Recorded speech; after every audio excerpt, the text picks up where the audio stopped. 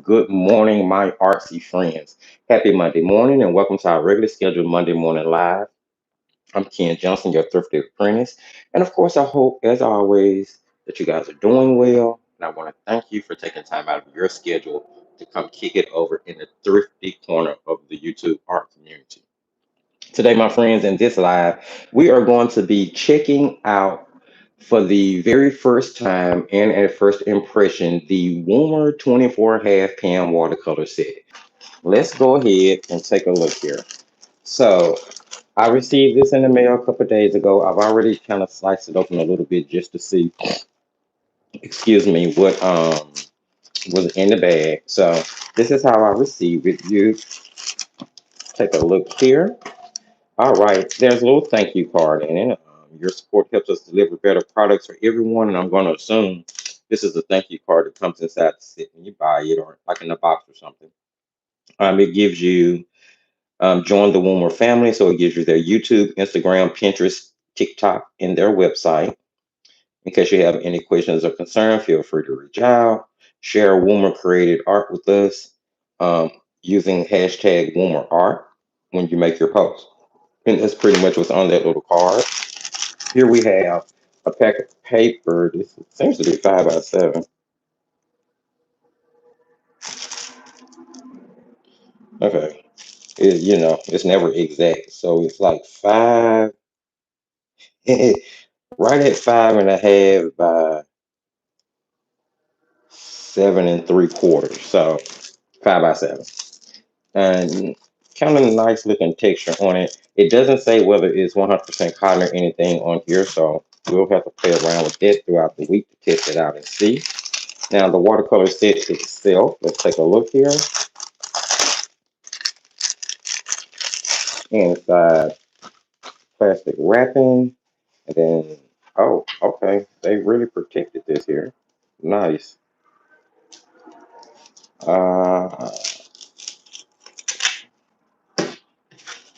Of course, I'm trying to open it carefully just in case I decide I'm gonna use this foam for anything. You guys know how I roll when it comes to crafting.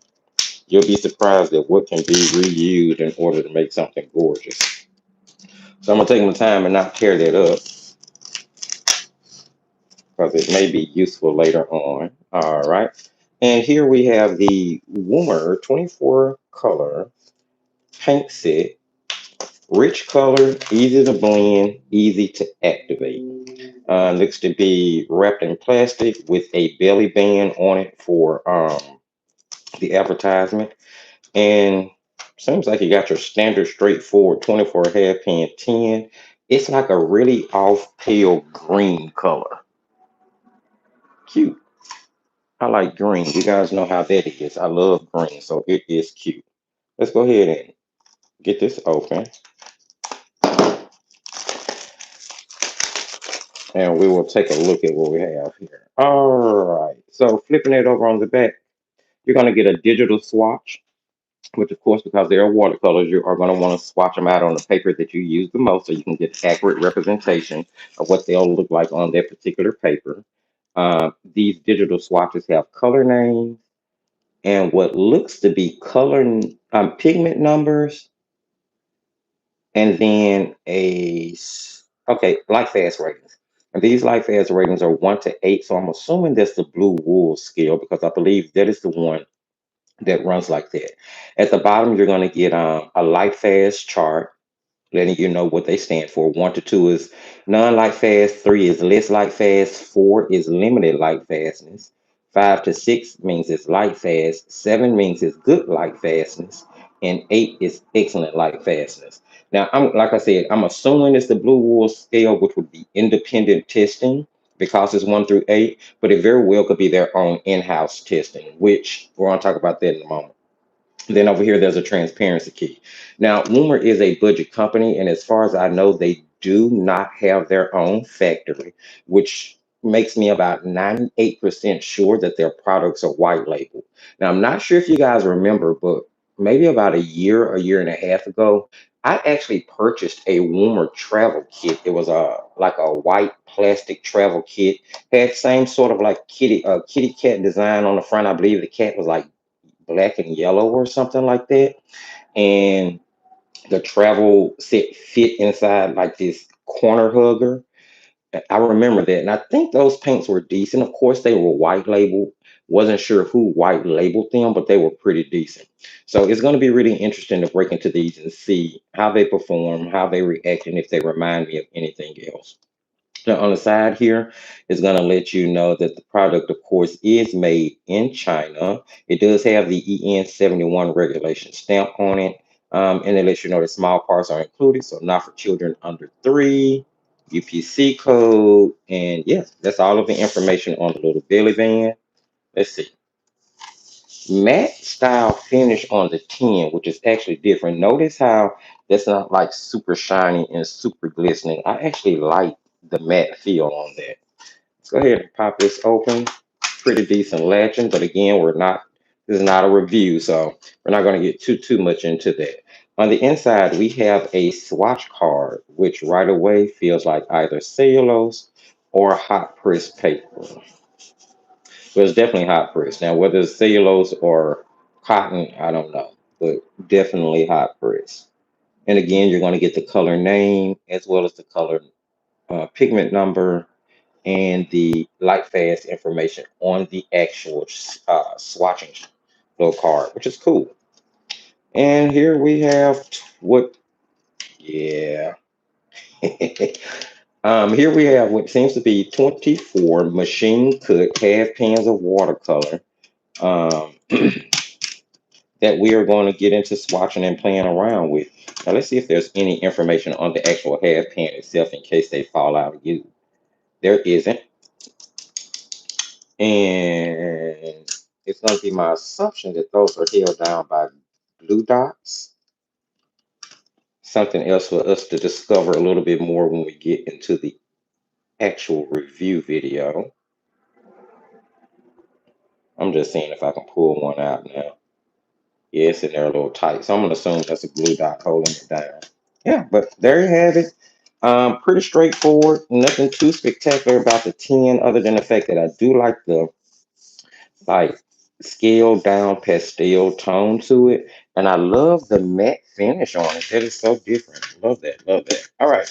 So what we're going to do is we're going to swatch these bad babies. We're going to swatch them. We're going to do a little color mixing right off just so I can get a really good idea um, as to where I might be heading with these paints. Like I said, if we don't run too long on time, we will get to a little very quick, super easy preliminary painting demo with them. I'm gonna go ahead and spray this down with a mist. Mainly because they do look a little dry. I'm gonna be honest, they look a little dry here, and I just feel like mixing them is gonna help activate them and let us get a nice juicy swatch that'll give us a good representation of what the color may be. So we're gonna mix those and let that sit for a second. I got my swatch sheet laid out here already for us to get to. I'm going to check the comment section, see if there's any questions I need to answer up to this point, and then we'll jump right back over into the swatching. So I have a number 8 round here. I'm going to go ahead and with the tip. Now I'm using a synthetic squirrel brush. You use whatever you love to use to swatch with. I've got to get me some more black ink. I really do. Well, honestly, I have a refiller here. I just need to refill the ink pad, so I need to stop being late. All right, so we'll go through these one by one. We'll talk about them, get them swatched out, see how the colors look. Now, I'm swatching on cellulose paper. This is Canson XL. But, you swatch on whatever makes you comfortable. Although I tend to use a 100% cotton paper when I'm painting, I like to swatch on cellulose paper for many reasons. All right, let's just jump in here. First up, we're going to have a lemon yellow. Oh my goodness, that activated quick. And this is PY3.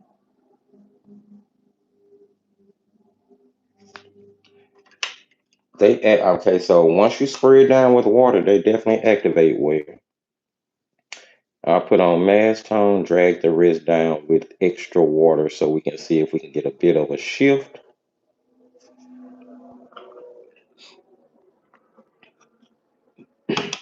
That one says it has a light fastness of 7.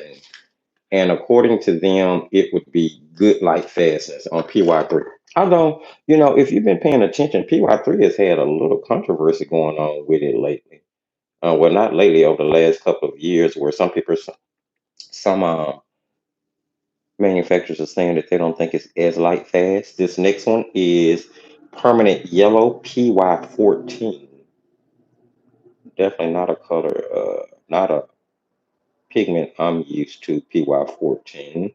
But of course, I'll do the research on it before we get to the review.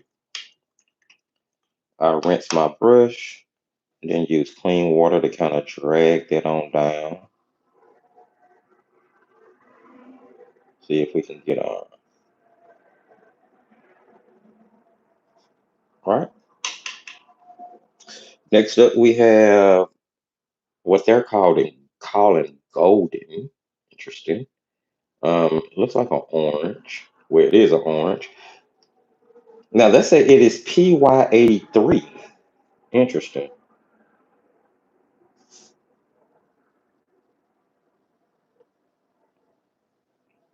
This is very. I would have thought this was a PO from the hue.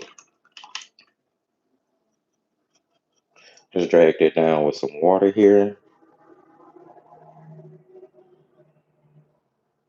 Yeah, I'm leaving. I'm gonna get up, and once I get through with the live and get my life together to go to the doc and get the results of the labs that I should have got last Monday. Should have got the results of last Monday, but they called me to reschedule. All right, let's see. Next up is orange, yellow, and this one is actually a PO pigment according to them. This is PO13. Now, I will say this right off. Pre-activating those paints made them super rewettable. They're coming off the pan really easy.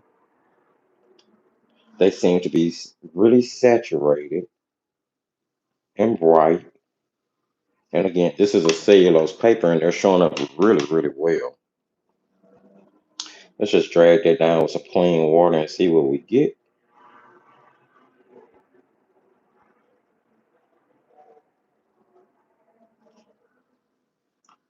Those are pretty so far. Next up, we have, okay, what was that? That was yellow orange. Next, we have mandarin red, which is going to be 5 in, 1, 2, 3, 4, which gives me, it looks like vermilion. It gives me a vermilion feel. Definitely much more of a red undertone in this one. Pretty color, actually.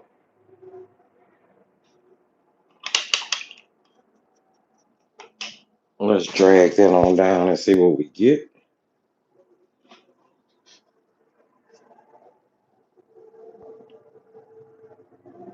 When I touch it with that wet brush, they move really quick too, so they might actually have a really nice flow to them. We're gonna get to testing all that eventually. All right, next up we have Scarlet. Nice. Which will be number 6246. This is really pink for a Scarlet.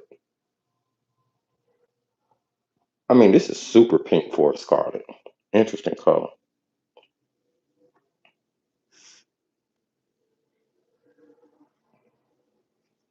I'm used to Scarlets being a little bit cleaner, more of a neutral. This has a super pinky feel to it, almost like a magenta or a quinacridone rose or something. It's super pinky feel to it.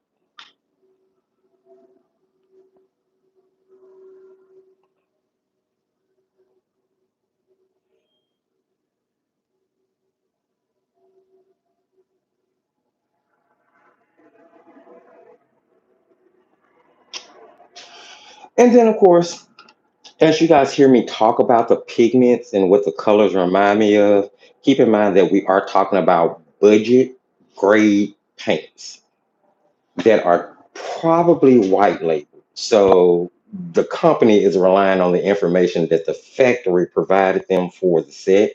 And that doesn't mean it was completely accurate just because the factory provided them for it. We've discussed that many, many times in many videos when it comes to the actual manufacturing of paint.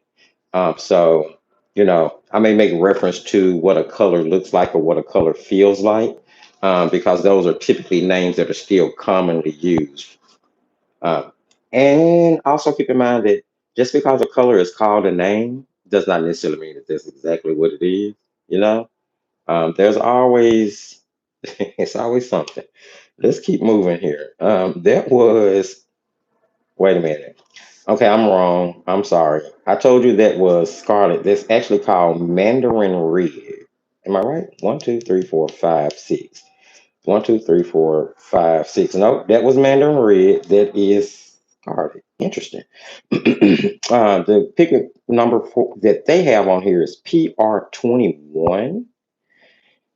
Yeah, like I said earlier, I'm definitely going to be doing some research on the pigments before we get to the review video. So anything that you hear about pigment numbers, anything you hear about light fastness right now, take it with a grain of salt.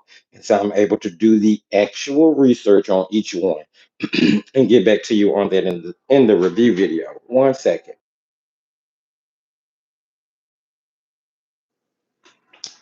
All right, sorry about that. Okay, so where were we? We're on number seven. One, two, three, four, five. I guess I should be doing this too. Because if I was doing this, I wouldn't know where I am. So I'm just gonna just kind of throw some color on this swatch sheet real quick. I'm not really worried about being too neat or anything. I just want a good representation of what each color is supposed to be.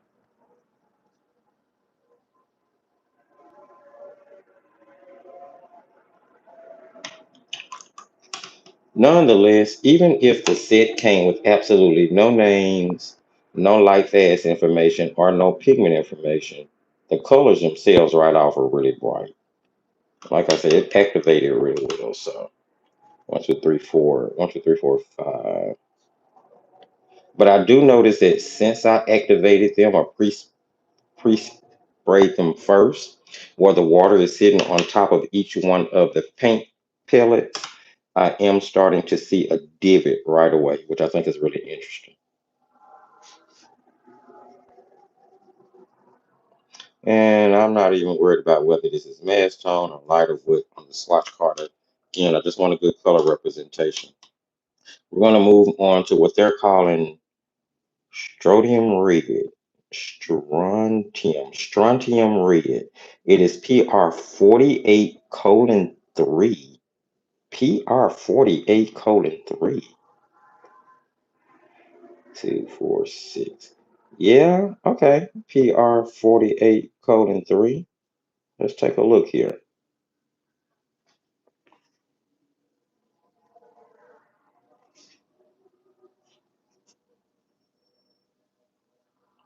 Gorgeous color. The question is how they're going to look once they dry. Will there be a huge shift? That's going to be the main thing to check out, the preliminary swatching. And if anyone is wondering, these stamps that I'm swatching on are Christy Rice's stamp set. That's what I use to create this swatch sheet.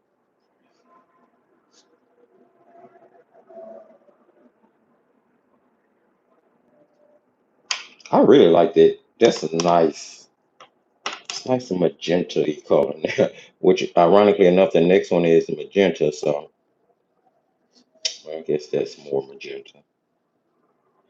This is magenta, which is PR 57 colon 1. A lot of these seem to be synthetic pigments because there's a lot of colon this and colon that in it.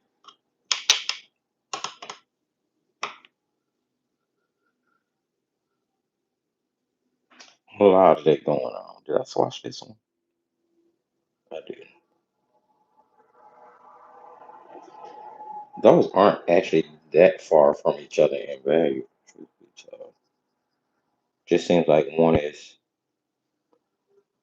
formulated maybe to be a little cooler than the other one, whereas one is formulated to be a tad bit warmer.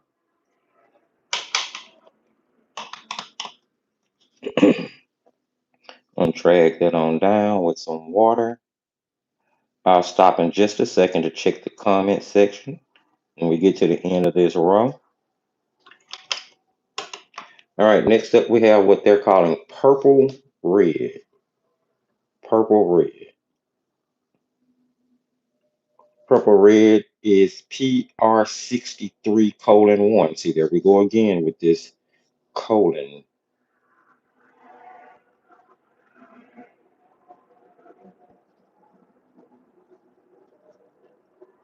It's going to be interesting to see how these are going to paint out. Now, if my time, excuse me,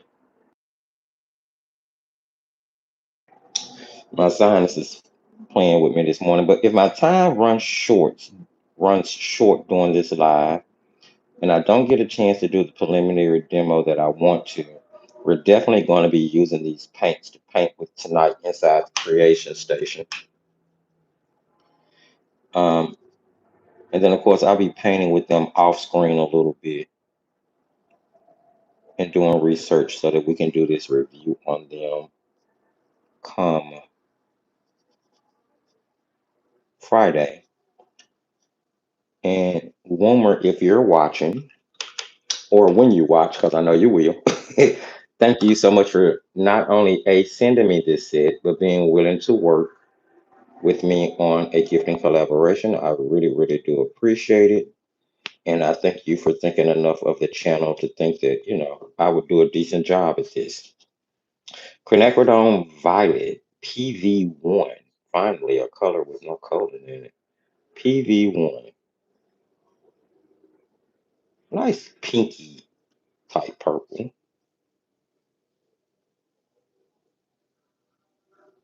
Almost fuchsia leaning. But they're calling it quinacridone violet.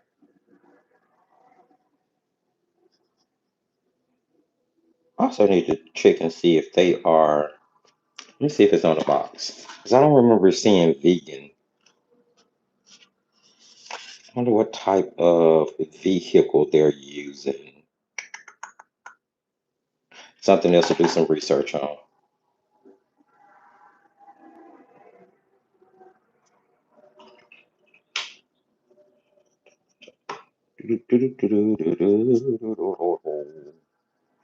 All right, two more to go, and I'm gonna check the comment section. I'll get around and being able to answer any questions you may have. All right, next up we have Violet. Violet is PV1 and PV23.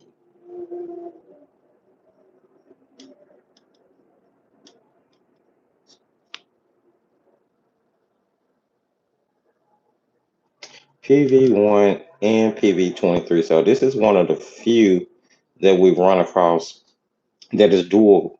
No, this is the second one we've run across that's dual pigment.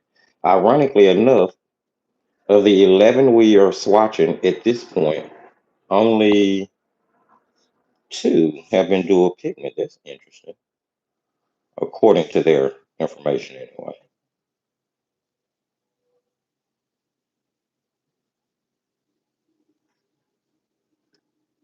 The thing about unboxing, swatching, and preliminary videos, you guys know how I am. And I feel a lot like Lindsay when it comes to this. I feel like it's really, really hard to give an accurate opinion or a review just from an unboxing. I can tell you what I feel like they look like. I can tell you what they seem like, but I haven't taken time to really go do any research on the company, do any research on, their reputation, on the pigments. I haven't used the paints for painting, or at least uh, two or three, or at least just one painting. So I have never felt like that's an accurate representation to give a review. Now, hey, other people feel differently, and of course, to each their own. Just know that I would never try to do a review off of a preliminary unboxing. I might give you an opinion of what I think at that point, but I'm going to always come back and do a proper review. Next up, this color is called Lotus, and this is PB23, and they're calling it Lotus. Something else. You're going to notice, you may notice that some pigment numbers that you're used to having their own pigment name might have whimsical names. And that's something else you find when it comes to private label products or white labeled products or budget companies.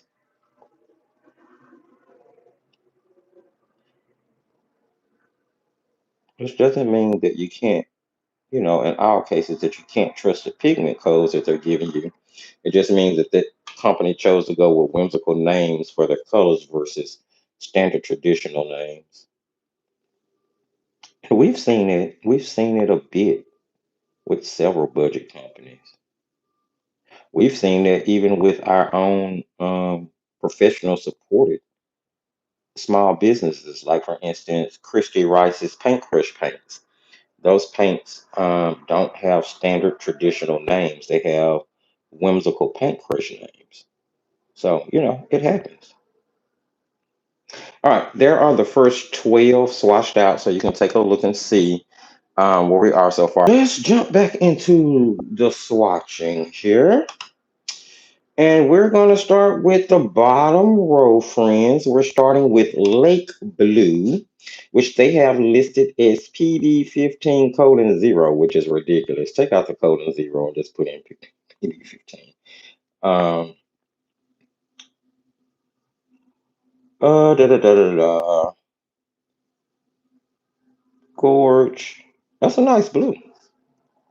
Very phthalo-ish. It's phthalo. You know, phthalo is one of my favorite colors as far as blues go. They mix so cleanly and so well. All right, let's drag that down with a little water and see what we're getting with that light tone, my friends. That one actually had a lot of coverage. That's a pretty color, yo. What's up next? Aqua blue. Aqua blue being PB15 colon 3. So another variation of too much water on that brush.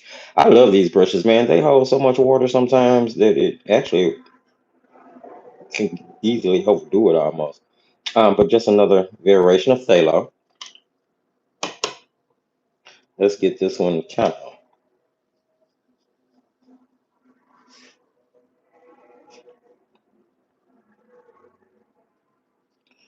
Those are actually a little bit too close for comfort for me. One of those could have been replaced, but that is just my opinion. I'm sure Woomer had their reasoning for selecting the colors that they did. Of course, I tell you guys all the time, I don't work for any of these companies. And no matter how much outside studying of pigment and light fastness that I do, because I'm not directly in the factory with these paints when they're being made, neither is any influencer for that matter. Everything is a guesstimation. It really boils down to that.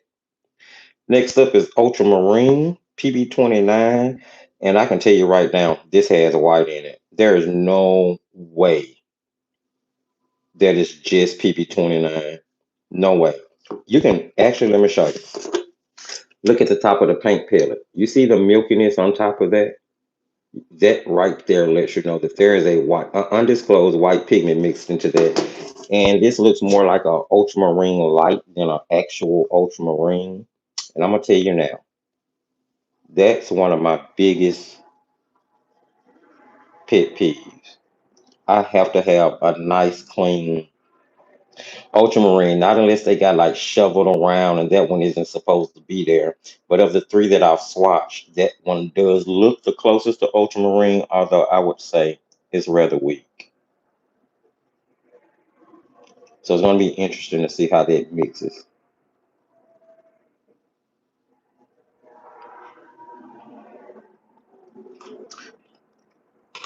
I think that etcher is Mungia. Okay, could possibly be. But I think the back of Etcher the back of Etcher box says that they're made in China, if I'm not mistaken. If somebody has their Etcher box around them, verify that for me. But I think it says that they're made in China, which means that if they're made in China, that would disqualify them from being Mongol. I'm not 100% sure. I can't remember right off the top of my head. Next up, we have Phthalo Blue PB15 colon 0. So basically, all of the blues are, I'm going to assume, some form of a phthalo, which is unfortunate. You have PB15, PB15 colon 3, PB15, and then PB29, which I'm almost willing to believe is probably a phthalo with white mix in it, but don't quote me on that.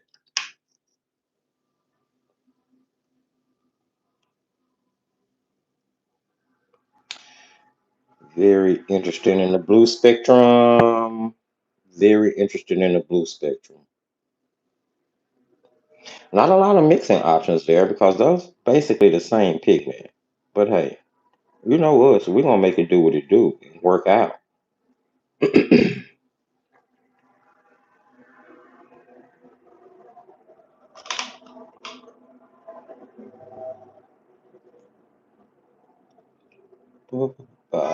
Let's get that on down.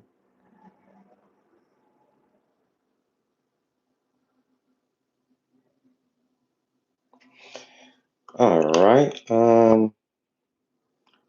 Moving into the greens. Next we have grass green, which they are labeling as PY14 and PG7. So we have a yellow pigment in phthalo green. Sort of looks like a May green, a little bit cleaner, not quite um, earthy enough to be a sap, but this would be their version of sap if it had one in here. Grass green. Interesting. Basically, just a phthalo green with a lot of yellow in it.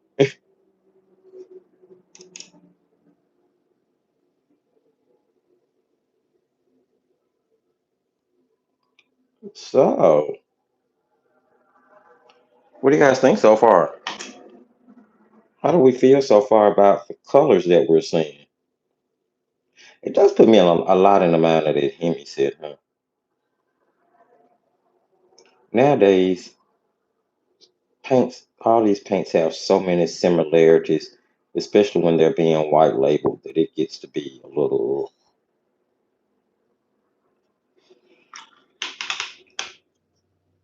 All right, verdant, verdant. Okay, verdant. Verdant is PY3 and PG7. So here we have with lemon yellow and phthalo green. PY3 is typically used for lemon yellow, but I think I said already earlier that particular pigment has been called into question by a lot of different companies lately.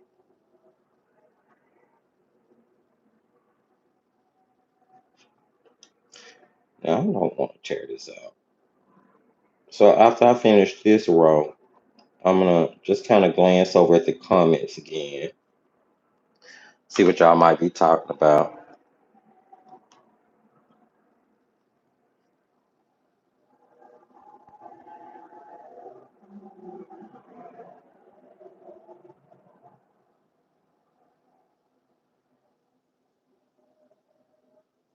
Okay, so there are the first 18 colors swatched. I will say right off that you do have a pretty nice range of colors here. Uh, some of them are a little samey. Some of them I'm like, okay, not quite sure why that one is in next to that one, but hey, we're not going to pass any final judgment right now. We are just going to keep trucking. We have 6 more to swatch. Marianne says they look like they stained the paper. You know what, Marianne? Well, you know, that's one thing we can test while we're on the while we're swatching. So I'm just grab a piece of the Woomer paper. Okay, let's grab a piece of the Woomer paper and let's grab some colors here. Let's go with, well, I think I still had yellow, I mean green on the brush, but whatever. Let's see here. The yellow. Let's grab an orange.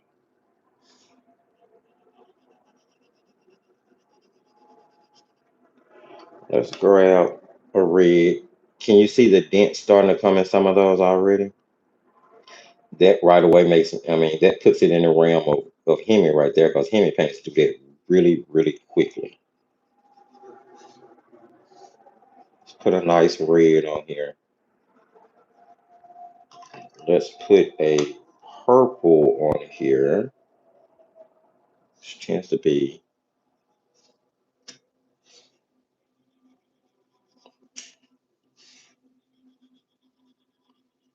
let's do one of these blues. It doesn't really matter because it's all pretty much phthalo. Right. It's all pretty much phthalo.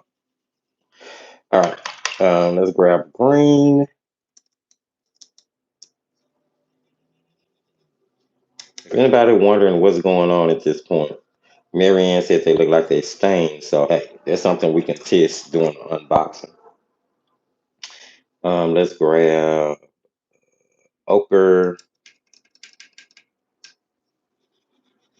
Oh, that's a gorgeous ochre. Jeez.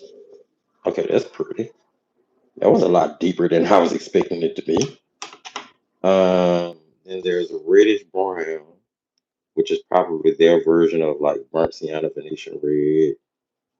Uh, it looks a little bricky to me. It's more brown leaning than red leaning, but still a gorgeous color. And then there's a black. Let's see. Let's see.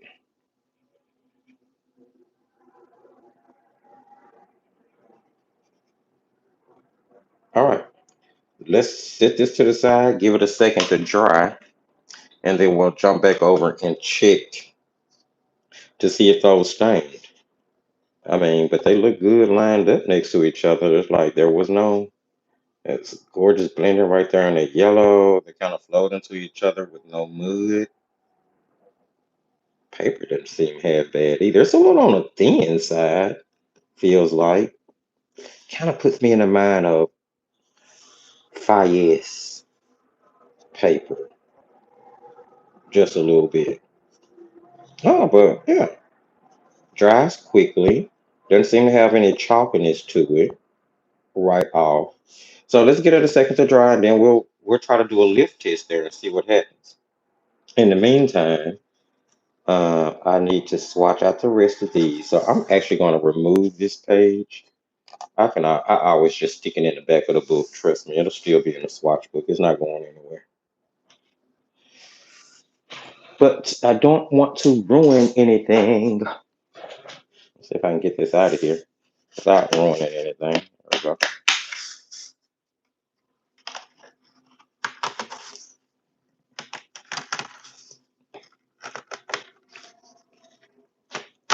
All right. Let's make sure I didn't mess nothing up. I didn't. All right, let's move on and continue to swatch here. We're almost done. We're going to the next green color. So we have two greens. The next green color is going to be emerald, which is PY4, PG7, and PBK7. Why is it a black in there? Okay, so we've come across our first three pigment color.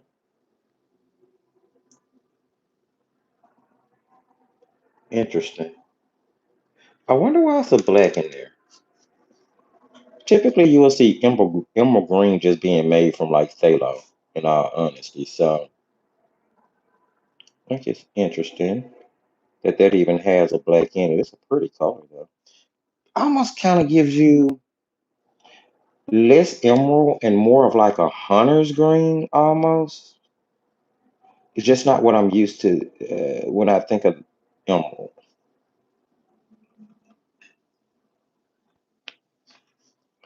Let's put some water in it and drag that on down. Hopefully that doesn't back run. Guys, if you're already here, don't forget to go ahead and drop a little thumbs up on the video for me, please. Hello, Evie. Welcome to the live. Next up, ironically enough, it's literally called phthalo green. So just like with the blue colors there, where everything typically looks to contain phthalo blue, then in the green lineup, everything contains phthalo green.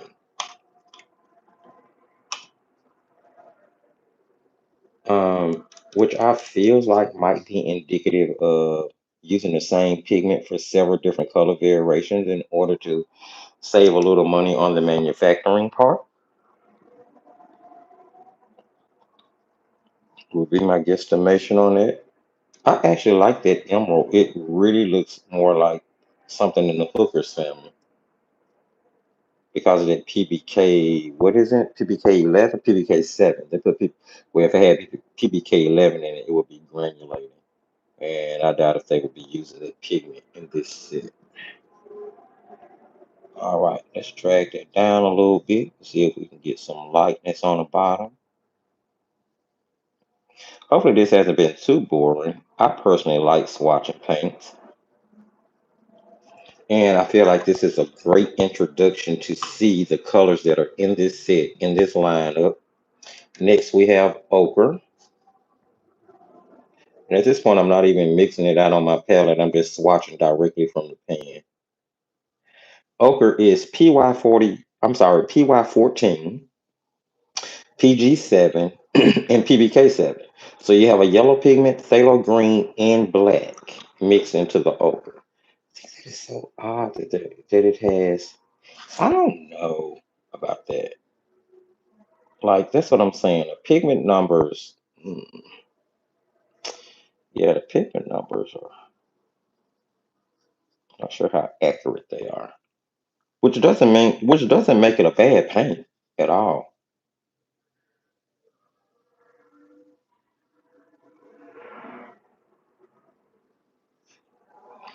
Actually, they have activated well. They are covering well. It's not breaking down in water. You're not losing.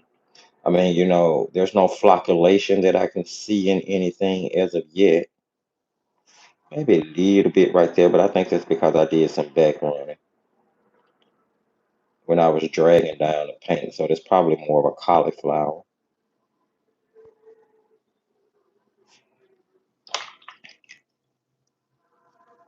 All right. Next up, we have what they're calling reddish brown, which is another three pigment mix of PY14, PR21, and again PBK7.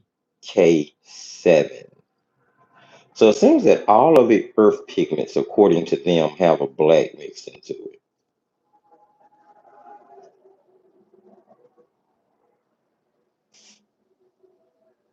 Again, if you're just joining us, welcome. If you're wondering what we have going on, we are swatching the Woomer 24 Half Pan Watercolor Set. They did reach out and ask me to go through checking out their product for them. This is our first video on it where we're doing a live. We're, of course, did an unboxing at the beginning of this live. So if you missed it, you can definitely go back and check that out once the live is over. You know, we're swatching now. And if I have enough time, we'll do a little quick demo painting with them. Just depends on where we are. All right, next up we have brown, which they have listed as PBR7. What?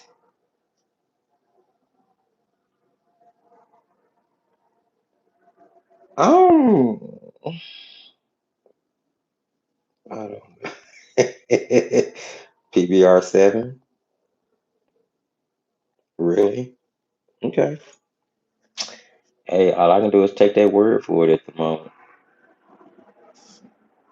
Um, The reason you hear me hesitating about that is because PBR7 is not a common pigment used in like budget sets, you know.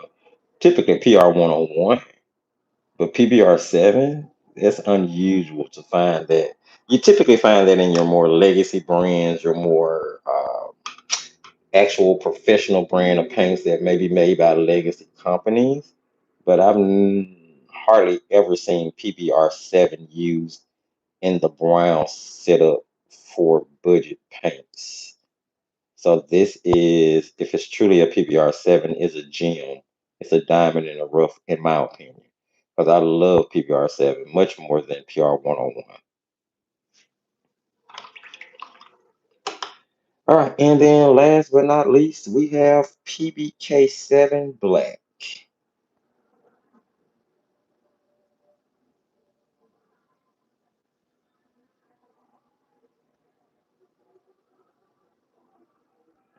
All right, let's see what we got going here.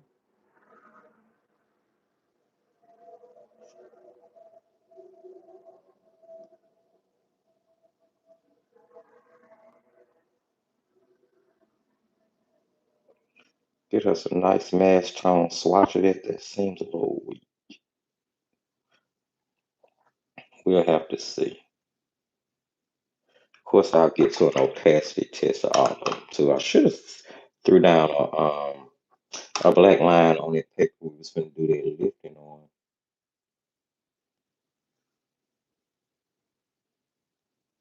Just drag it on down.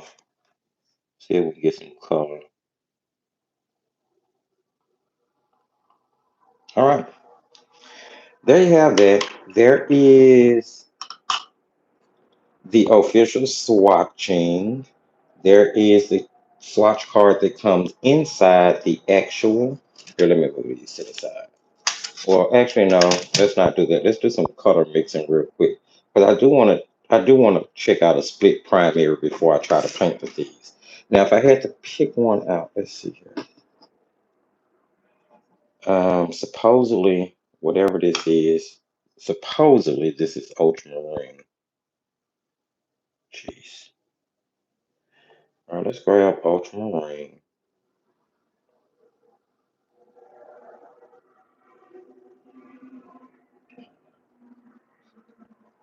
And we'll throw that in this one.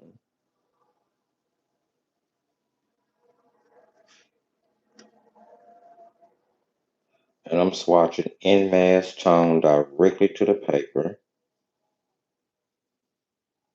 Well, I guess it feels like an ultramarine a little bit. It just seems a little not as deep and saturated. Just, I don't know, it's just not the same. All right. And then we'll use, I want something clean. We better use magenta. That's what we better do. One, two, three, purple red. Let's use what they're calling magenta.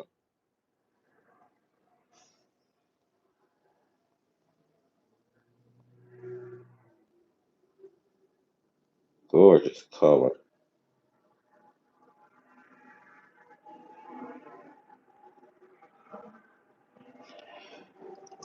And let's go with lemon yellow. Yellow so thick.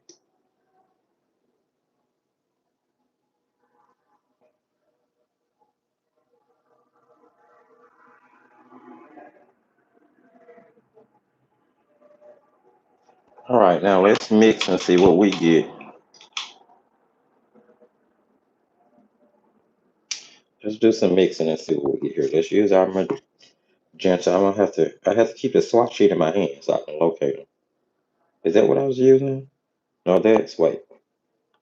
Lotus, violet, quinacridone, purple, red, magenta. Here we go. Let's get some of this magenta out in a couple spots here. So we'll mix that magenta with the lemon yellow first.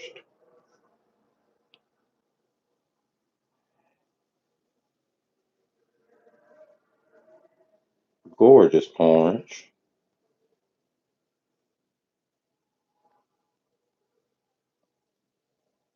Love that. Now let's mix that magenta with that. What is supposed to be ultramarine, but I still have questions about that. I'm just gonna be very honest.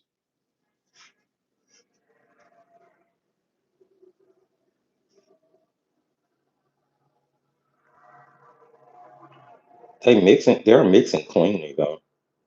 They're mixing cleanly with no issues at all. All right.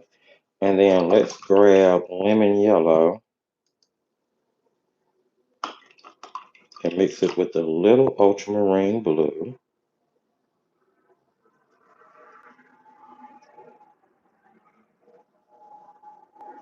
And we are going to get us a nice green. That's actually really pretty. I think I like that a little bit more than the color that you're trying to use to replace sap. Just mix it myself.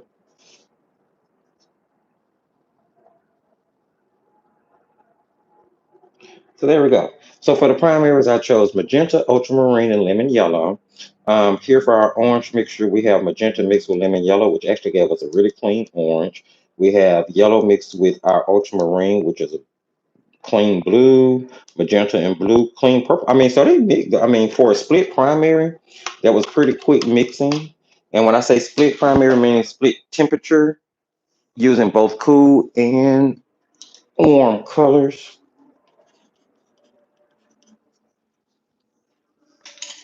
Um, yeah, so yeah, absolutely. Okay, so let's take a second, check the comment section.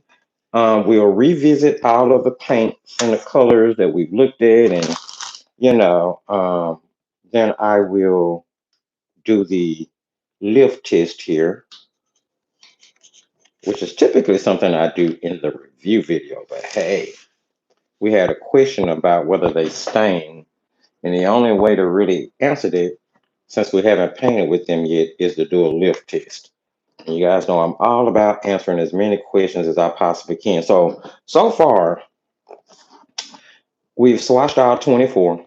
We've done a split primary mix palette here. Actually, I'm gonna go ahead and do this real quick. I didn't put down a swatch and stamp for this, but that's fine. I'm gonna do it down here anyway.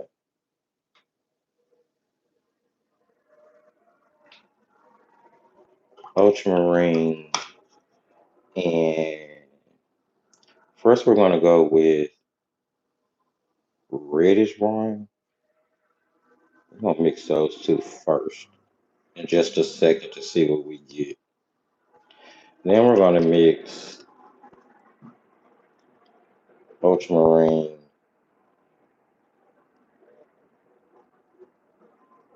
and we're gonna mix just a regular brown, which umber.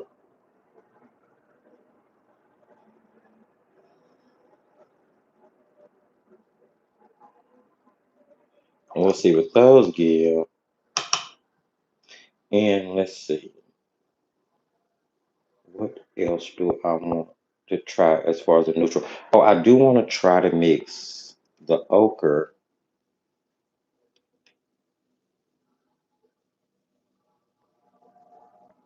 and the ultramarine to see whether it's going to give me a nice olivey looking green.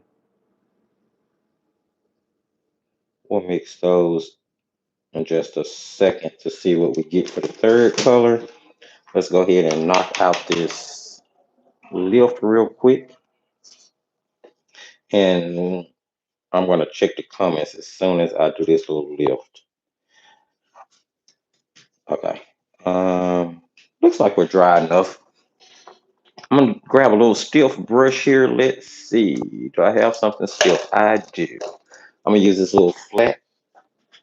And I also need a paper towel, which I do not have. Give me one quick second. Let me grab that from across the room.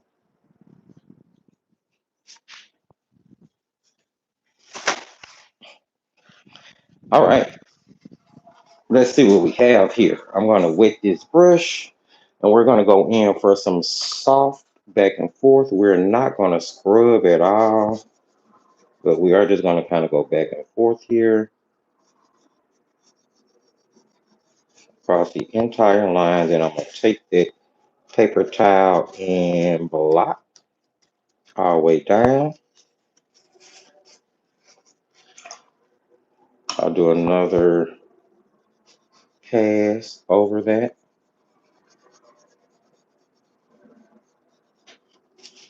And then we'll lift, blotting all the way down.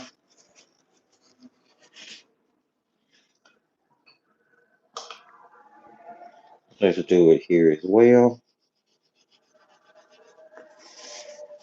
Lift that out. Try it again.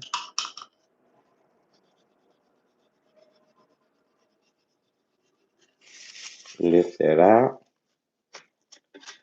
Okay, so let's take a look here. See, what do we think of stain? Well, let's see. Definitely staining the purple red area, more in the purple than the red, which is actually ironic.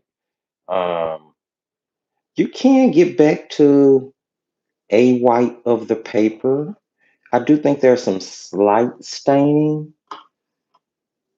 in your warmer colors, sedimentary colors, or what you would consider earth-based or sedimentary pigments, tend to be lifting a little bit better once you get to like the earth tones, the ochre, the what is this? What do they call it? Reddish brown, the brown. So like their version of burnt sienna, and I don't have the brown here, but yeah, I guess they look okay. I do think that they do have a slight staining tint to them. Now let's see. Does the box talk about staining? No, it talks about their transparency, which I'm going to get around to testing that off camera. And of course, we'll talk about that once we get to the actual review video. But so far, there's what we have. Let's do some mixing here. Get the rest of these done. So grab some ultramarine on this here. Make a couple of ultramarine little things here.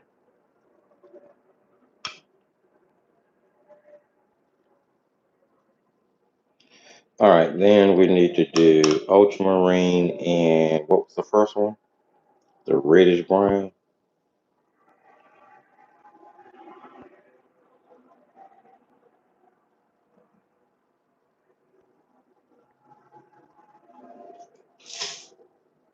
It neutralized. It's got more of a purpley undertone to it.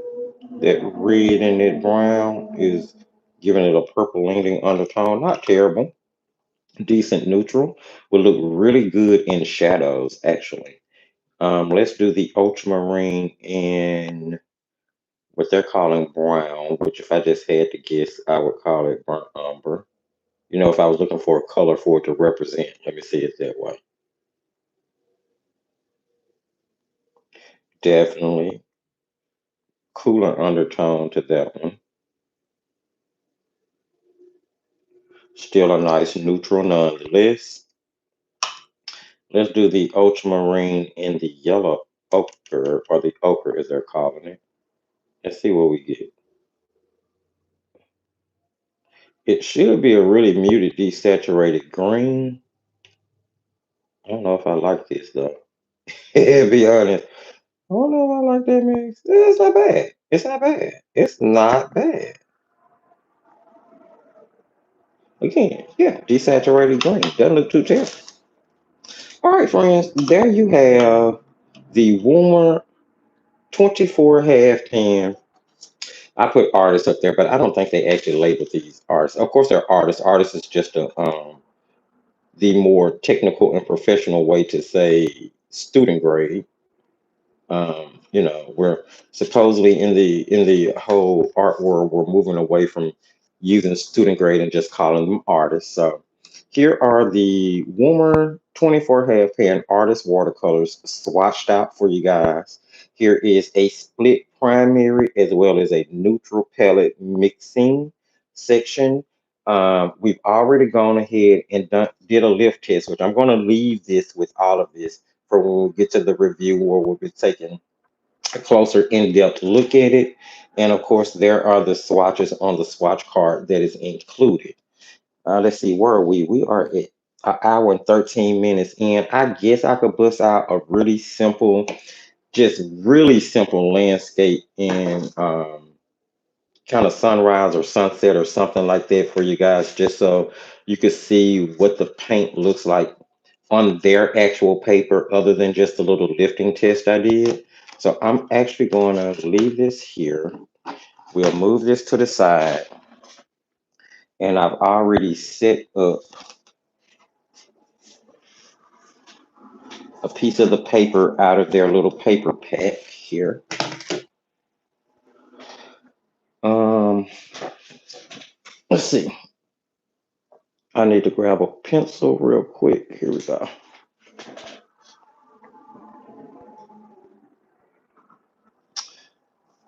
I didn't know Woomer had a watercolor set. I thought they only had pencil colors. They actually have several watercolor sets, actually. They have a few of them. Or I know I tested one about a year and a half ago that was a travel palette. I was talking about it a little bit earlier. Um, it was a travel set, if I'm not, yeah, it was a travel set. Came in a white plastic palette, and it was went down inside like this little sleeve. Let me see if I can find. Hold on one second. Let me see if I can find what I'm talking about real quick. Need to go to Amazon. Amazon. Amazon.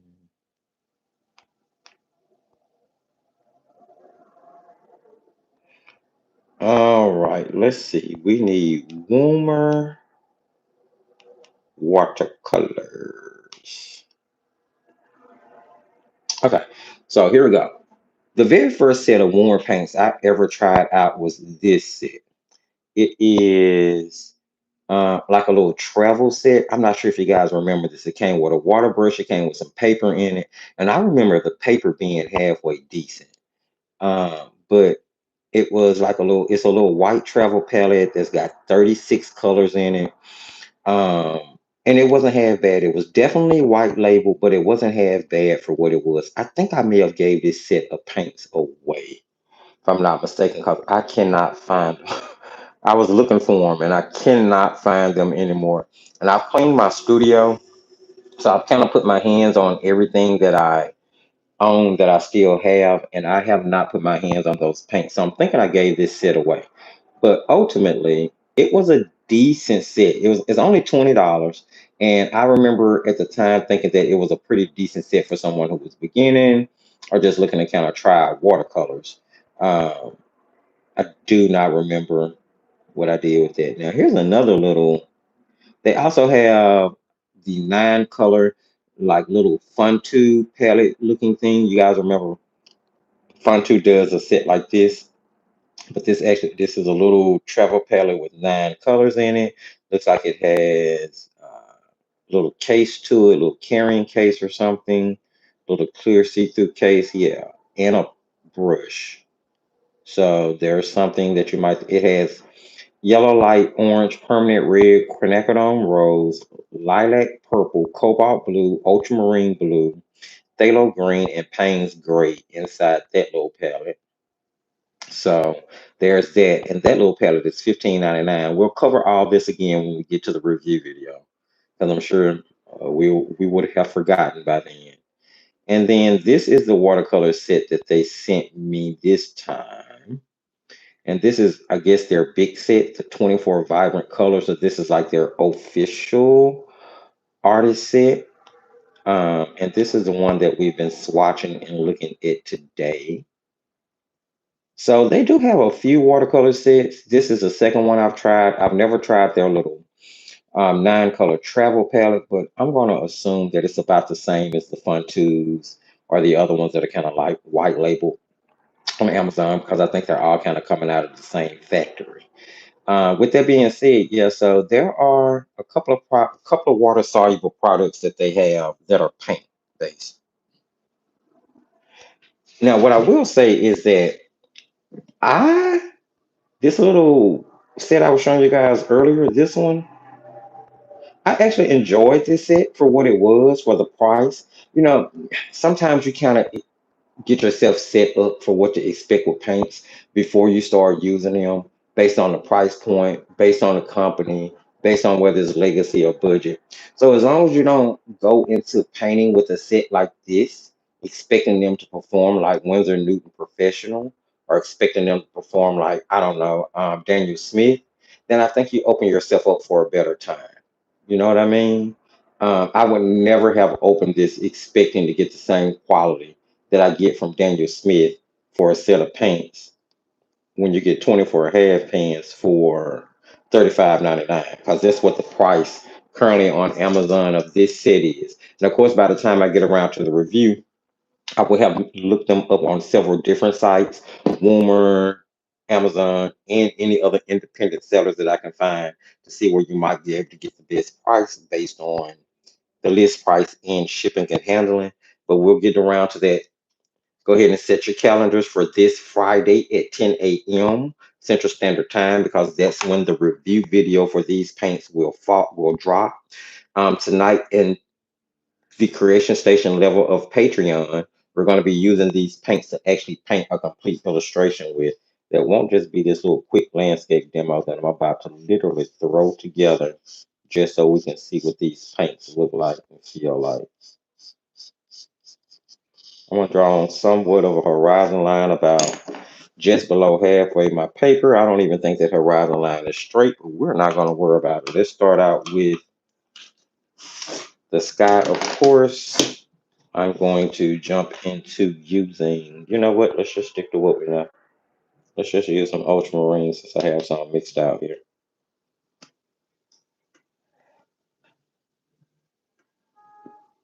Lifting ability seem to be okay. Tinting strength, not really sure. I am going to wet this paper. Let's see what some wetting the wet might feel like right quick. Keep in mind when you're doing wetting the wet, you want a sheen on the top of your paper, not puddles. The only time I puddle my paint is when I'm testing granulating paints, because of course you want to have plenty of water with that. Let's start at the top of this with some blue.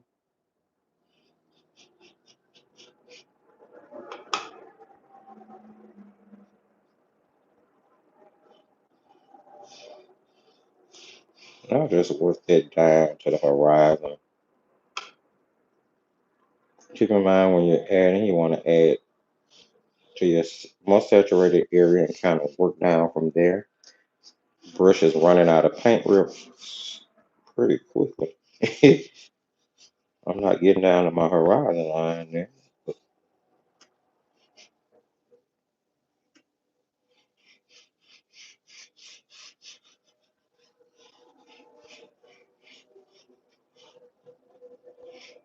I'm not doing too much fanciness, okay?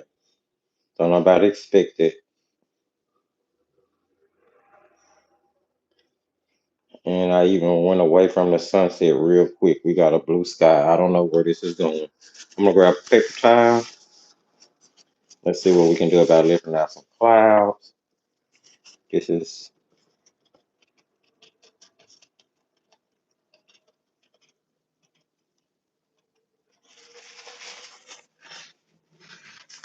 try this other side.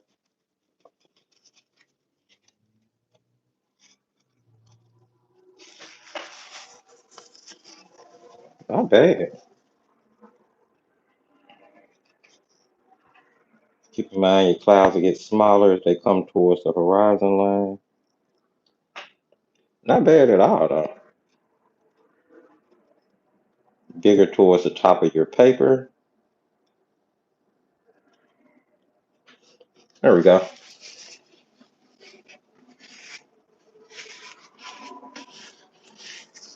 Let's go ahead and jump into putting in. I told you it was gonna be quick. Let's go ahead and put in. Oh, what are we gonna do? What are we gonna do? We're gonna throw in water, and I did not pre-wet my paper for this one. try to leave a little sliver between my sky and my water so I won't have any back running into the sky.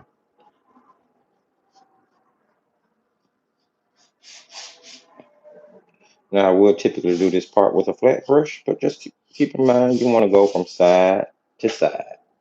Keep it horizontal and you'll be good. We're doing it the same way we basically did the sky. Quick, easy, simple. Just need to make sure I'm using enough water. Where are we? Okay, almost at 12:30. We're making good time. Making good time.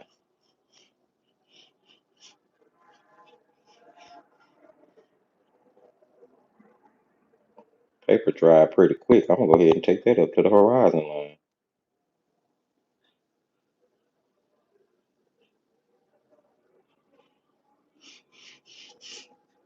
And then I'll just kind of emulate clouds or whatever. Not caring too much. Grab some ultramarine in its mass tone. Start putting some shadows into our water. Make sure you keep it more stable, more saturated right up on you. Mind you, I'm doing this with one color. I have not moved away from ultramarine at this point.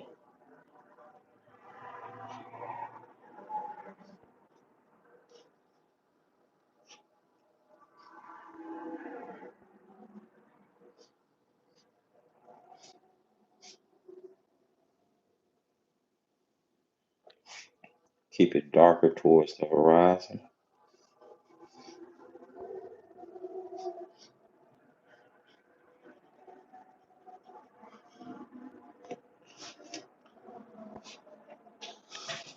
Not too serious about anything with this one.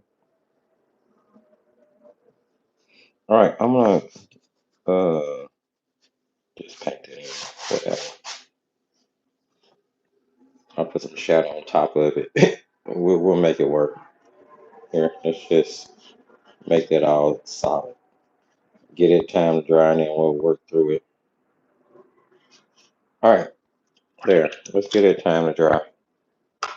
Let's go ahead and see if nothing's quite dry. I'm gonna grab a hair dryer real quick.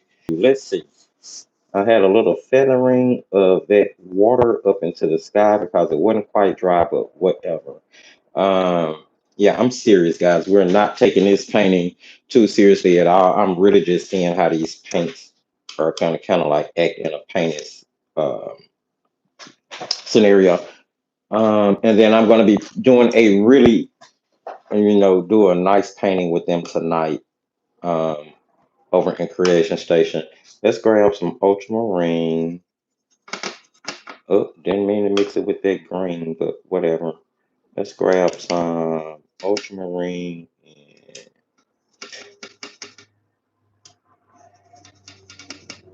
their version of the burnt umber here. Trying to get a nice neutral. I'll mix in some of that because it's got a purple undertone to it. I'm trying not to put black in it.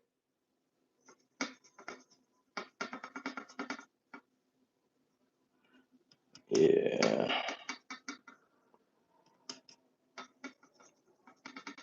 There's definitely some white in that blue though. In that ultramarine definitely has some white in it. No doubt about it. Why am I doing? I have no idea why I'm doing it. Uh, let's go with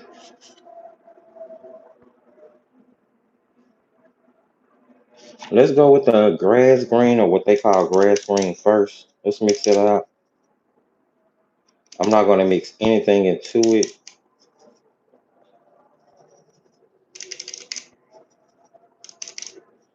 And we're just going to kind of go in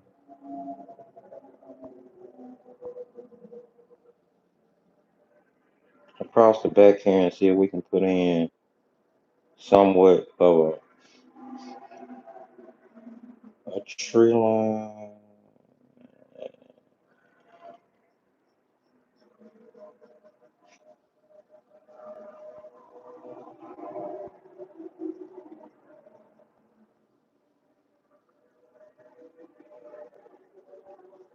If I go down to my water area a little bit, I'm not really worried because I'm going to be pulling a shadow down.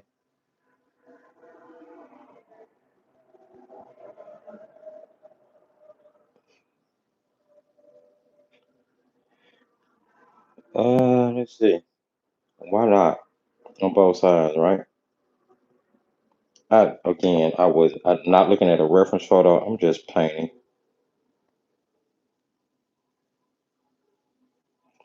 I really want to just see how the paints act.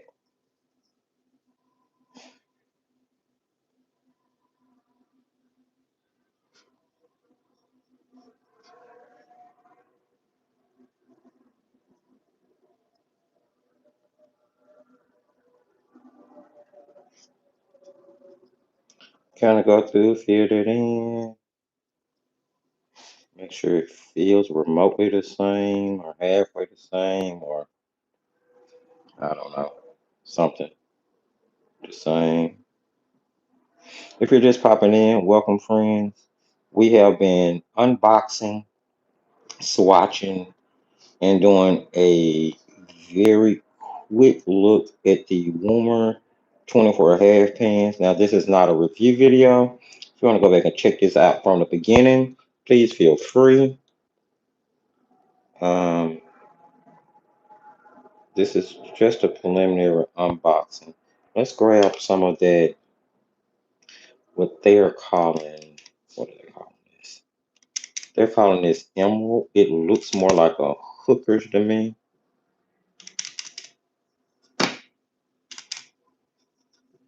And I'll switch over to a smaller flat real quick. It's just gonna hold this water. And I'm gonna go in here and tap in some shadow. Paper dried pretty quick. I did kind of want to do that wet in the wet, but whatever. Like I said, we're not taking this painting too seriously. Just seeing if the paints are gonna blend and kind of mix together without giving us mud. That's basically what we're testing for at the moment.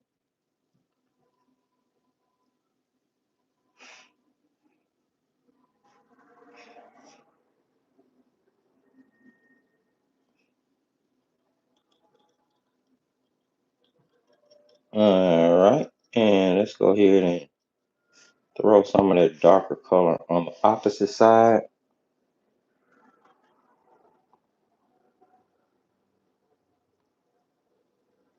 You just kind of throw it in however you want. Don't get too caught up in it. Keep in mind, we're not even trying to paint. Basically, we don't care at this point. What we care about is what I'm seeing now. Do they layer well, which it seems that they do. I'm able to layer without lifting the previous off, but we do know that they'll lift from the lift test earlier if we want them to. Nice to know.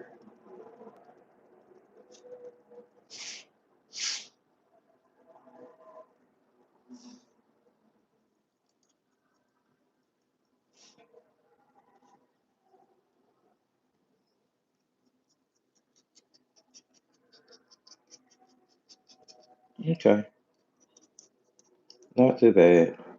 Whatever. All right, let's see.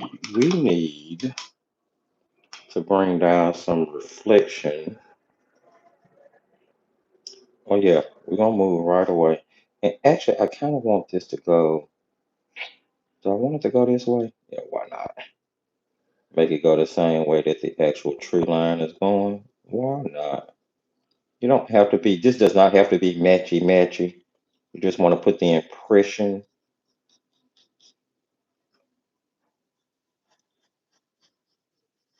for the shadow line in the water.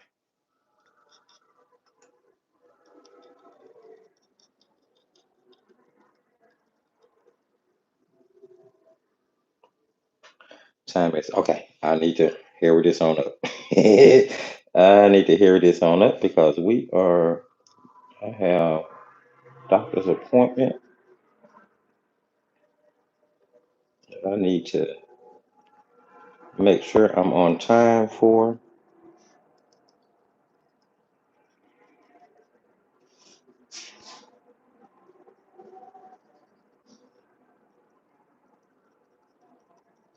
And I'm just, as you can see, I'm literally painting a strip across the bottom of that and then pulling up from that paint. I'm not worried about it matching specifically. I just want it to look like it's reflecting it. And then I'll grab a little of that green and actually go in the direction that water flows to give it more of a water reflection feel. All right, let's see. What else we want to do here? Let's put in, well, I could put in bushes here in the front and kind of make that back in there a marsh. We'll do that. Let's take that ultramarine.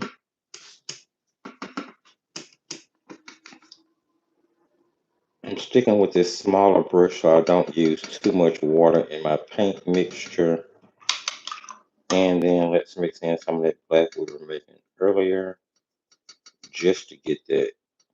Yeah, look at the white in there. There's definitely white in there. It's unfortunate.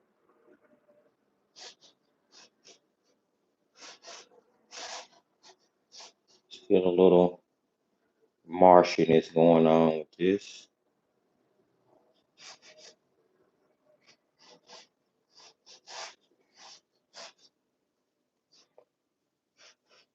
Now, what you see me doing at this point is really just kind of add some shadow in. You don't have to. Keep in mind when you're doing your practice painting, when you're doing your, oh, I'm just testing something out, those type of paintings, you don't have to put too much pressure on yourself. And if you guys have not seen my video that dropped this past Wednesday on the 3 suggestions for watercoloring, I definitely suggest you check it out because I feel that we put way too much pressure on ourselves as artists to be perfect, especially when we are just trying to, practice. And see, like here, I'm just testing paint. I'm not trying to paint a commissioned masterpiece. So it's less about how it comes out and more about how the paints perform for me right now. All right, let's see. I can. Hmm. What else can I do to it? I'm just trying to think what else I can throw in here. I'm probably going to put some grass in the front. Call it a day. Guess we could put a mountain back there now. A real quick one, like small one, but do we really need to? I don't think we really need to. Look at that. Look at how bright that is. Look at the vibrancy there.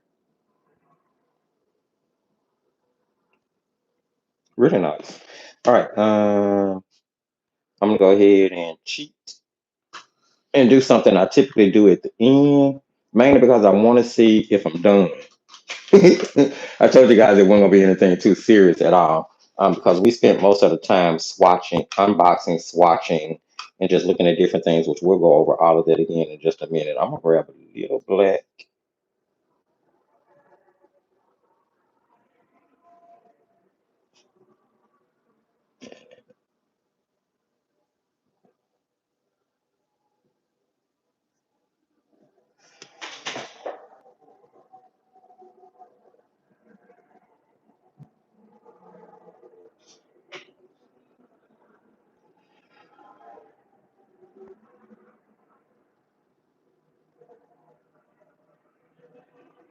Not even too serious of some birds there. We're just gonna throw in a couple of them, 3 of them. There you go. Not bad paints. Not bad paints at all. I'm gonna go ahead and say that right off the bat. I do want to kind of test out credit card scraping on them really quick. I'm going to grab a credit card scraper. This is not something you would even have to do if you're following along. Again, something really quick and really easy. I'm going to drop in a mixture of, first I'm going to drop in the May green. And I'm going back to the synthetic squirrel I was using. Now you guys see me do this trick all the time, so I'm just going to get a little saturated color here. Let's see what end we want it on. One in the middle, gotta be done. Let's put it here. I don't know, I'm right-handed. Let's just put it here. I'm gonna drop green color in a blob right here on the front. I'm gonna grab the cut up end of a card, credit card, gift card, whatever you want. Starting on my paper, on the tape, I'm sorry. I'm gonna pull some little fine grasses up in a little patch here, mainly because I just want to see how this credit card scraper would work on this.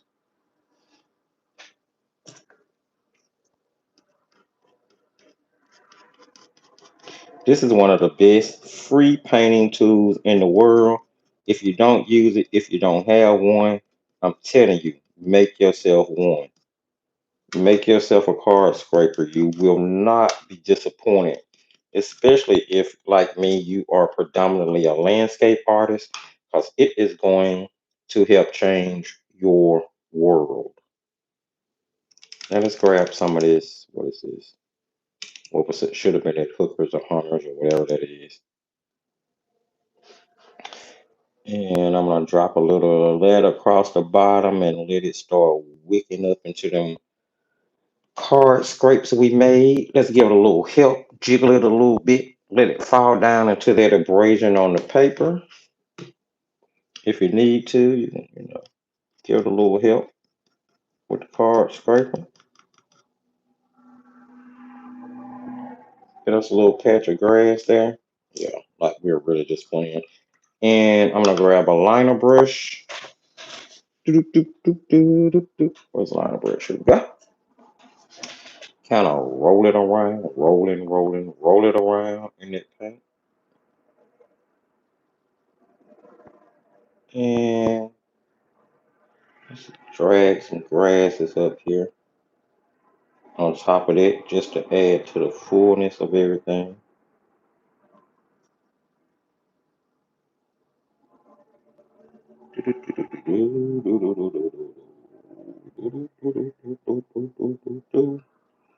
Add a little of that black paint you mixed earlier.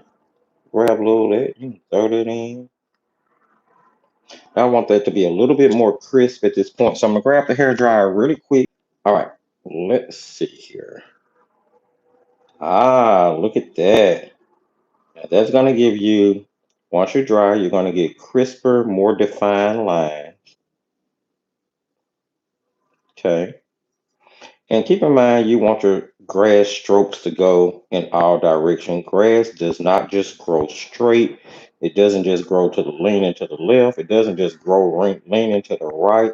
Some of the grass blades are broken and kind of lean over on each other. Just be sporadic. And I want a little bit more of that. And get a little bit heavier down here just to make it look really thick on the bottom.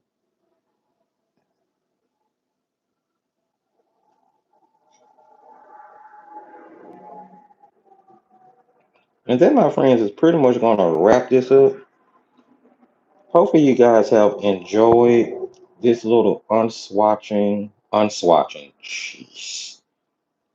this little unboxing, swatching, little color mixing, little lifting, little preliminary, easy to do, no thinking demo here that we've done. You know, nothing that should, cause you too much trouble at all. See how easy it was. It was super easy.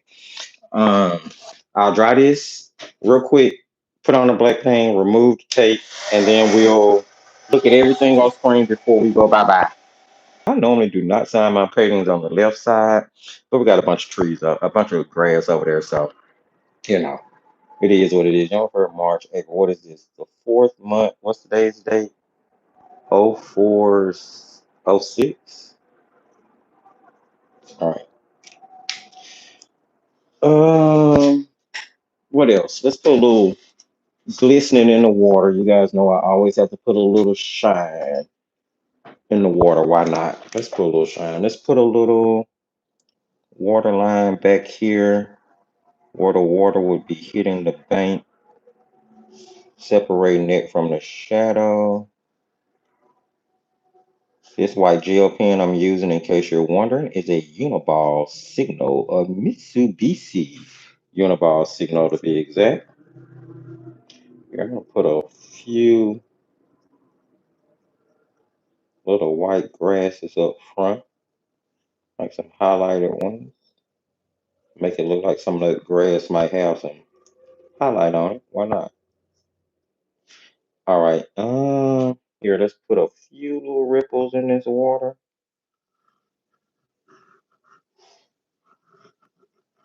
Just kind of add to the overall effect of the fact that it makes the water looks like it's flowing. They would be bigger, wider in the front, more narrow as you move towards the back. Always move towards your horizon line. Always remember that. Okay, that's good. I like the way that sky turned out. Let's go ahead and remove this tape as we wrap up. Okay, friends, I'm about to bring everything back on the screen that we've done today as soon as I get the tape removed from our little quick and easy preliminary demo. So don't forget to give this little demo a try with whatever paints you have. You're more than welcome to post it inside the community section right here on YouTube. You do not have to run off anywhere else to post things anymore. You can actually share what you post with your channel creator right on YouTube nowadays. And I think that is so cool. Well, see if I can get the tape off. There we go. Doo-doo-doo-doo-doo. Yes, I have more than, I was using that quarter-inch tape, so it's quite a bit on here. Don't talk about me. I know a little excessive with the tape today, but hey, I want to make sure that the paper stayed down. I wasn't sure if it was going to do too much warping, which it didn't seem to have, which is a good thing.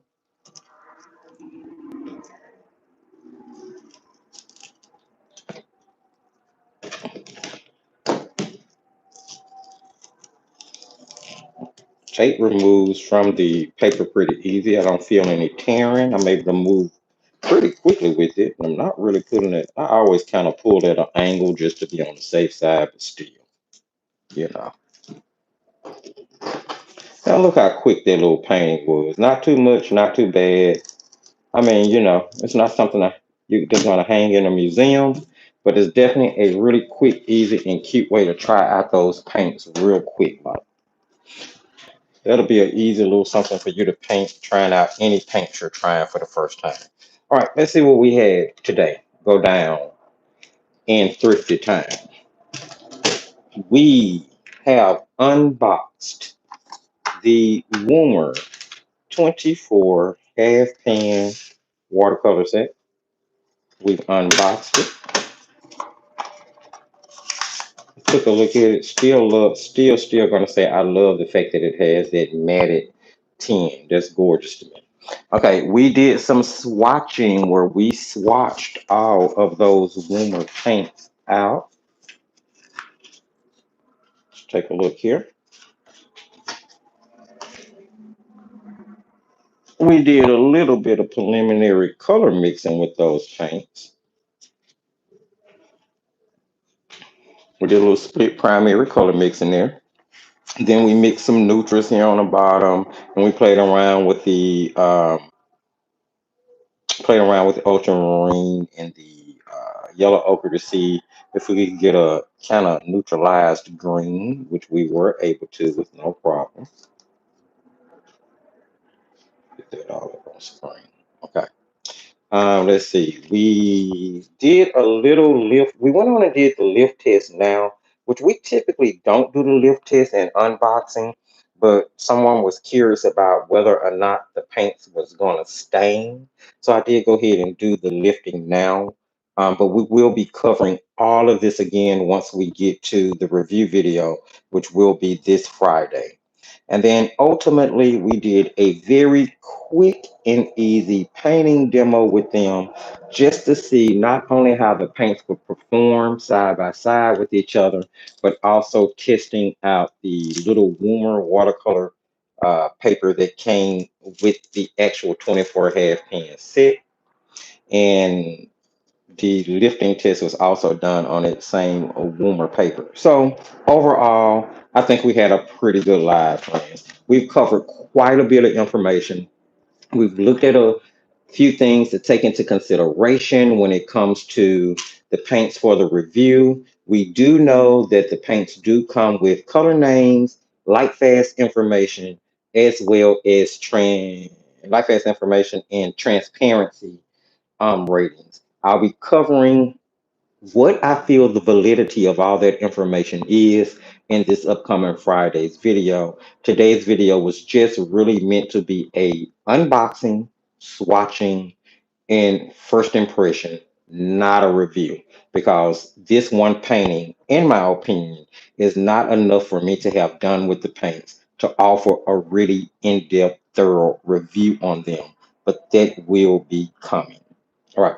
I'm going to go ahead and check the comment section before we say goodbye, just in case I missed any questions or any comments that I want to catch up on. And then we are going to be cutting out. Keep in mind, Patreon tonight at 8 p.m. Central Standard Time, we will be having our regularly scheduled Monday night creation station live.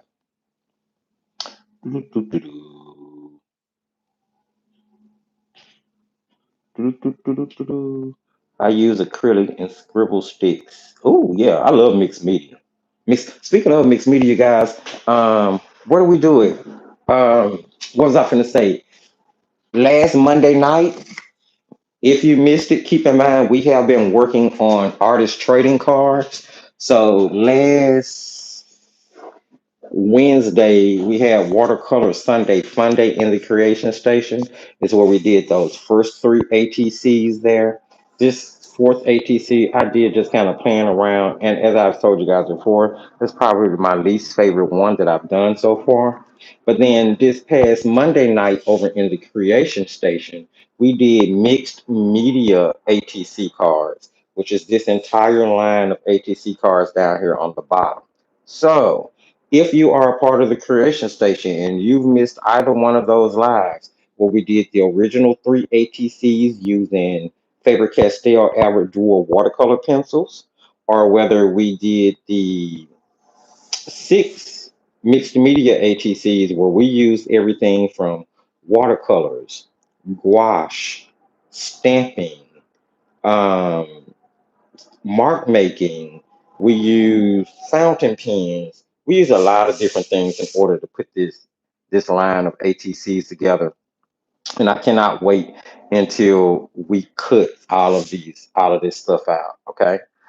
So if you missed any of that in the creation station, you have plenty of videos to go back, check out, and paint along too. All right. Um,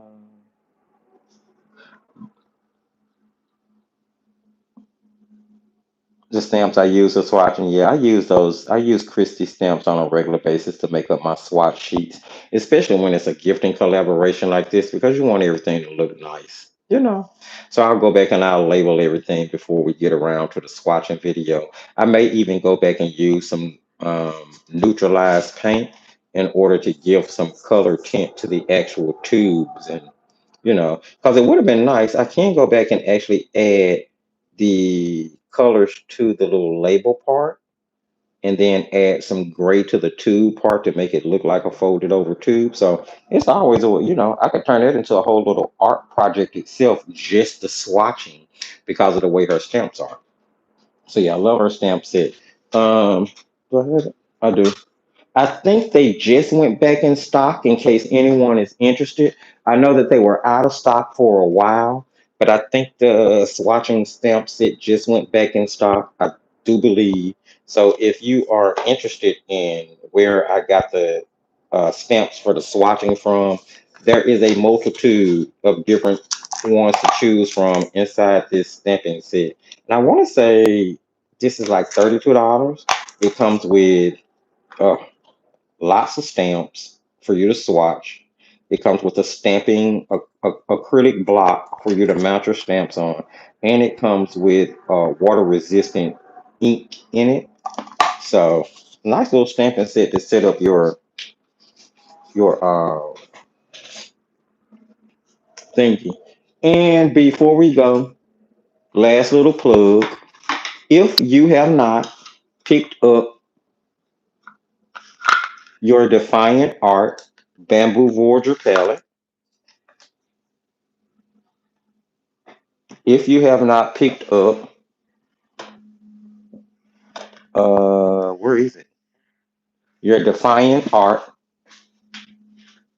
Water Soluble Creation Journal. Both of the products by my company are currently available on the Defiant Art website. The link is in the video description. So if you're interested in supporting Defiant Art, don't forget, you can check out that link. Go check out the website, read all the good stuff, look at all the good videos over there, and check out the shop where you will find my first two branded products inside that shop. All right. So there you have it, friends. Hopefully you enjoyed today. Don't forget that if you are watching on replay, you can drop whatever questions you may have in the comment section, and I will be happy to answer them and get back to them as soon as I possibly can for you. If you saw anything, heard anything you liked, enjoyed the demo, or just hanging out throughout the video, don't forget to give the video a thumbs up, and you can share the video because someone else may be interested in this actual unboxing. The video description is going to have all of the relevant links, social sites. Keep in mind, if you're on Instagram, guys, follow me over on Instagram. I would love to see you there. If you're on Facebook, follow me on Facebook. I would love to see you there. Whatever other social platform you're on, odds are you're going to find Defiant Art, except for Threads and Blue Sky. There's a recommended product list down there for you guys to check out. There's also um, links for Palm Street, all those other good things, including the second channel, because I do run a second YouTube channel that is about crafting. We make handmade sketchbook, handmade junk journals, gift cards, all those type of things that involve paper crafting. And that channel is called The Paper Alchemist. And there is also a link in the video description for that. So you can head on over to that channel and subscribe as well. Friends, thank you so very much for joining me. I really, really appreciate it. I hope you had a good time. And Patreon, I will definitely see you guys tonight at 8 p.m. Right now, the advertisement for Patreon's live is not up. I will be putting it up when I get back from the doctor. So it's going to be somewhere around the 5 o'clock Central Standard Time hour that posts inside Patreon, but it will be available well before the 8 p.m. Patreon starts tonight. So go out, enjoy your week, and I will see you guys back here soon. Remember, as I tell you at the end of every video, I artsy love you, my friends, and just keep creating.